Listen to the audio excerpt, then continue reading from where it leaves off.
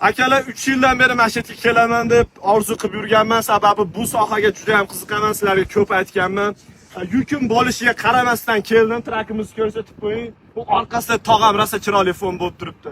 Arizonadamiz akalar. Arizonaning nimasi zo'r, tabiati juda ham zo'r va bu yerda o'ziga xos dunyo bo'yicha eng zo'r saqlanib qolgan holatdagi krater bor. Kraterni ko'rsating. 50 ming yil oldin akalar bu yerga meteorit tushgan. Krater nimaligini bilmaydiganlar uchun bu osmondan tushgan toshni o'rnida qolgan voronka. Diametri 1 kilometr 200 metr, chuqurligi 140 metr akalar. Ya'ni osmonda tushgan meteoritning tezligi sekundiga 20 kilometr bo'lgan. Yurib gapiray, har xil joylari ko'rinsin, ha. Bitta joyda tursam unchalik qiziq bo'lmaydi-yu.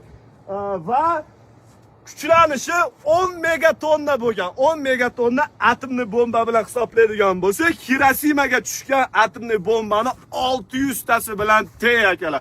Shunaqa moshni udar bo'lgan. Va bu yerga oyga chiqishdan oldin amerikaliklar, ya'ni Apollo komandasi kelib shu yerda mashg'ulotlar o'tkazishgan. Sababi oyda krateri bilan ko'rinishi bilan bir xil bu yer. NASAni ko'rsatib qo'ying Ulug'bek. Sizlarga akalar bu videodan keyin men mana shu kraterga tushgan toshda oskoloklarini o'zim ushlab ko'rsataman. Ichkarida muzeyda hamma narsasi bor ekan. Akalar, qo'ldan kelgancha sizlarga ko'rsatyapman. Menimcha hali bir o'zbek blogerlar kelib bu yerda ko'rsatishgani yo'q. Sizlar bilan mana shunaqa bo'lishib turaman. Hammaga rahmat, sog' bo'linglar.